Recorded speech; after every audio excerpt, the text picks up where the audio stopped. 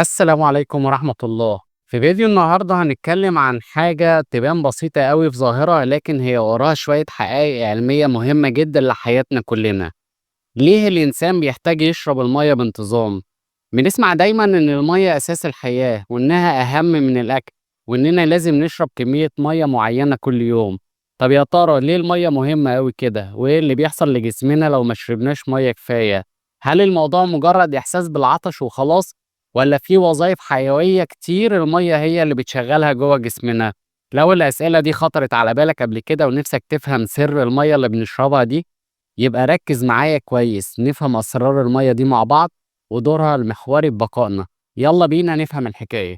أول حاجة لازم نعرفها إن جسم الإنسان ده عامل زي المحيط الصغير، المية بتكون أكتر مكون فيه. بنتكلم عن حوالي 60% ل 70% من وزن جسمك بيكون مية. تخيل معايا كده إن كل خلية في جسمك وكل عضو من أول المخ والقلب لحد العضلات والعظم، كل دول بيعتمدوا بشكل أساسي على المية عشان يشتغلوا صح. المية دي مش مجرد سائل بنشربه، ده هي الوسط اللي بتحصل فيه كل العمليات الحيوية والكيماوية اللي بتخليك عايش. الجسم زي أي مكنة معقدة محتاج بنزين يشغله، والمية هي البنزين ده. بس مش مجرد بنزين، دي كمان عاملة زي المهندس اللي بينظم كل حاجة في المكنة دي. أول حاجة المذيب العالمي ووسط التفاعلات الكيميائية. المية هي المذيب العالمي لجسمنا، معظم المواد اللي جسمك بيحتاجها زي الفيتامينات والمعادن والجلوكوز والأكسجين بتدوب في المية عشان تقدر تتنقل في الدم وتوصل للخلايا.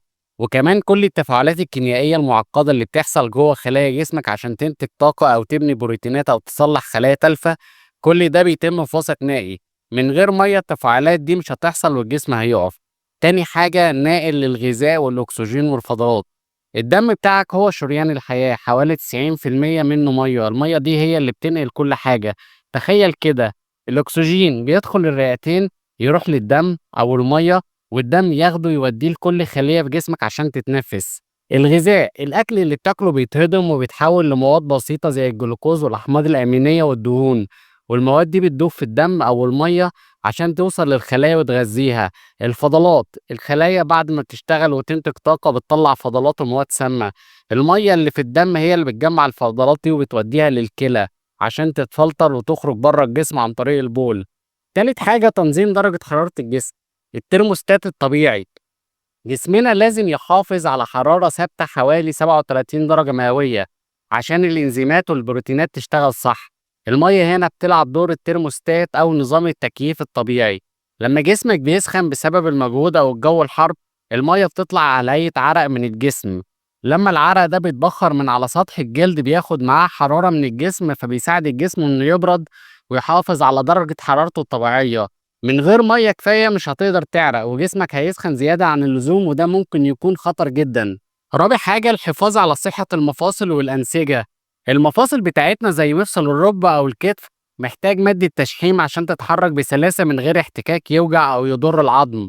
الميه هي المكون الاساسي للسائل الزلالي اللي بيشحم المفاصل دي. وكمان الميه بتحافظ على ليونه ومرونه الانسجه في جسمك كله، زي الغضاريف والاربطه والاوتار. فلو جسمك فيه جفاف ممكن تحس بآلام في المفاصل، ممكن تكون أكتر عرضة للإصابات. خامس حاجة حماية الأعضاء والأنسجة الحساسة. المية بتشتغل كمان زي المخدة أو الوسادة الواقية للأعضاء الحساسة في جسمك. المخ بتاعك محاط بسائل مخي شوكي أغلبه مية، ده بيحميه من الصدمات. النخاع الشوكي والعينين والأنسجة الحساسة كلها بتكون محاطة بسوائل بتحميها وتصد أي خبطة ممكن تحصل. سادس حاجة صحة الجهاز الهضمي والوقاية من الإمساك. عشان الأكل يتهضم صح ويمشي في الأمعاء بسلاسة لازم يكون فيه كمية مية كفاية. المية بتساعد على تكسير الأكل في المعدة وبتلين البراز في الأمعاء الغليظة. لو مش بتشرب مية كفاية البراز ممكن ينشف ويصعب خروجه ويسبب إمساك مزمن، وده ممكن يكون مؤلم ويسبب مشاكل صحية تانية على المدى البعيد. ناس كتيرة بتسأل نشرب كام لتر مية في اليوم بالظبط؟ الحقيقة إن مفيش رقم سحري ينفع لكل الناس. احتياج جسمك للمية بيختلف حسب عوامل كتير.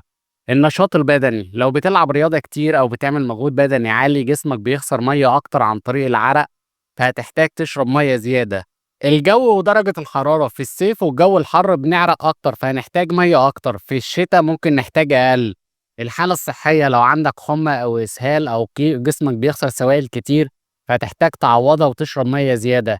السن، الأطفال وكبار السن ممكن يكون عندهم احتياج مختلف شوية، وممكن ما يكونش إحساسهم بالعطش قوي، فلازم ناخد بالنا إنهم يشربوا مية كفاية. النوع، الرجالة غالبا بيحتاجوا مية أكتر من الستات لأن كتلة جسمهم والعضلات أكبر. الحمل والرضاعة، الستات الحوامل والمرضعات بيحتاجوا مية أكتر عشان صحة الجنين والرضيع. لكن كمتوسط عام ممكن نقول إن الرجالة البالغين بيحتاجوا حوالي 3.7 لتر سوائل في اليوم من مية وأكل ومشروبات، والستات البالغات بيحتاجوا حوالي 2.7 لتر سوائل في اليوم. والأفضل إنك تخلي المية هي المصدر الأساسي للسوائل دي. لو مش بتشرب مية كفاية جسمك هيبدأ يديك علامات إن في جفاف أو نقص في السوائل. مهم أوي إننا نفهم العلامات دي وناخد بالنا منها. العطش الشديد، دي طبعا أوضح علامة، لكن مهم ما نوصلش للمرحلة دي عشان نشرب. البول الغامق وكميته القليلة، لون البول الصحي بيكون فاتح ومايل للشفافية. لو لونه بقى غامق أو أصفر غامق ده معناه إنك محتاج تشرب مية أكتر. جفاف الفم والشفايف، بتحس إن بقك ناشف. الإرهاق والخمول والدوخة، نقص المية بيأثر على نشاط المخ ووظائف الجسم بشكل عام. الصداع، الجفاف ممكن يكون سبب رئيسي للصداع. قلة مرونة الجلد، ممكن تختبر ده بإنك تقرص حتة صغيرة من جلد إيدك، لو فضلت واقفة وما اتعدلتش بسرعة ده ممكن يكون علامة على الجفاف. الإمساك، زي ما قلنا نقص المية بيخلي البراز ناشف ويصعب خروجه. مهم جدا إننا ما نوصلش لمرحلة الجفاف الشديد، لأنها ممكن تكون خطيرة وتأثر على وظائف الكلى، وممكن في حالات نادرة تؤدي لمشاكل أكبر. احتياج الإنسان لشرب المية بانتظام ده مش مجرد نصيحة طبية وخلاص، ده أساس الحياة نفسها. المية هي المذيب اللي بتتم فيه كل التفاعلات الحيوية في جسمنا، وهي اللي بتنقل الغذاء والأكسجين لكل خلايا الجسم، وبتخلصنا من الفضلات. هي اللي بتنظم درجة حرارة جسمك وبتحافظ على صحة مفاصلك وأنسجتك، وبتحمي أعضائك الحساسة، وبتساعد جهازك الهضمي إنه يشتغل صح. مفيش رقم سحري لكمية المية اللي محتاجها الجسم، لكن المهم إنك تشرب كمية كفاية طول اليوم، وتراقب جسمك وتفهم إشاراته عشان تعرف هو محتاج إيه. لو مش بتشرب مية كفاية جسمك هيبدأ يديك علامات كتير عشان يطلب منك مساعدة. فالمرة الجاية لما تشرب كوباية مية افتكر إنك مش بتشرب مجرد سائل، أنت بتشرب الحياة نفسها. بتشغل كل خلية في جسمك، وبتدي لجسمك الوقود اللي محتاجه عشان يفضل عايش وصحي ونشيط. المية دي نعمة عظيمة وقيمتها لا تقدر بتمن. فحافظ عليها واشربها بانتظام عشان تحافظ على صحتك وحياتك. لو عجبك الفيديو ما تبخلش علينا اللايك وتشترك في القناة عشان يوصلك كل جديد، ونشوفك على خير في الفيديو جاي إن شاء الله. السلام عليكم ورحمة الله تعالى وبركاته.